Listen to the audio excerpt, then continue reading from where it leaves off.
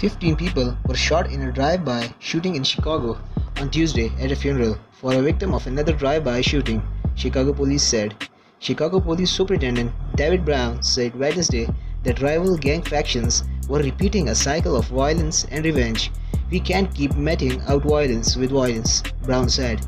"An eye for an eye makes us both blind. It's destroying our families and perpetuates this endless cycle of gunshot victims night after night." Two of the people shot at the funeral are men known to police, Chicago police said.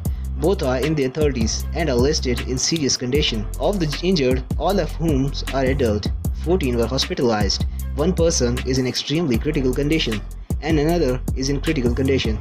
According to police, the others who are injured in this shooting are expected to recover.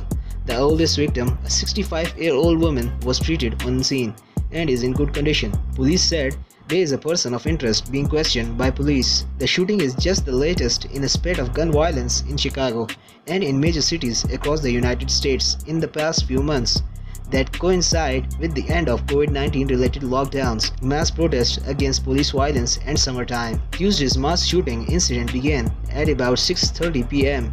Tuesday when a black vehicle came speeding down the street and people in it opened fire at the funeral attendees.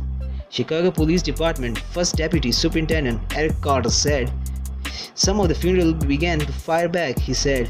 The vehicle then struck a parked vehicle and came to a stop, and its occupants got out and fled. According to police, Chicago Police Chief of Detectives Brendan Denihan said that the car used in the shooting was stolen and that the three occupants, included two suspected shooters, fled on foot. Officers have recovered at least 60 shells casing at the scene and are currently looking for more witnesses. "This can't happen," Denihan said, as he urged witnesses to come forward.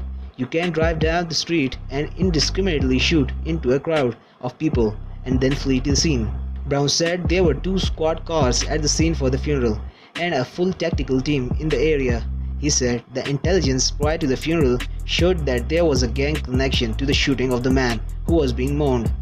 The funeral was for the person who was shot due to a gang conflict, and his murder is related to a prior shooting. Denihan said, "This is an ongoing conflict where individuals are shooting at each other, and obviously those individuals then have no interest in cooperating with the police."